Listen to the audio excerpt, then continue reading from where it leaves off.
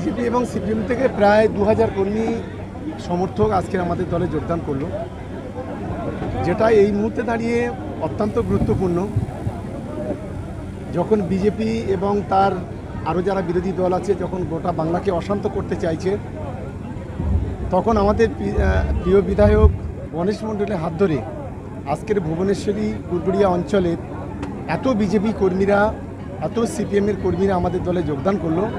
তার জন্য আমরা নিশ্চিতভাবে মনে করি যে দক্ষিণ 24 পরগনা জেলার মাটি আরও একটু শক্তিশালী হবে এবং কুলতলির মাটিও অনেকটা শক্তিশালী হবে।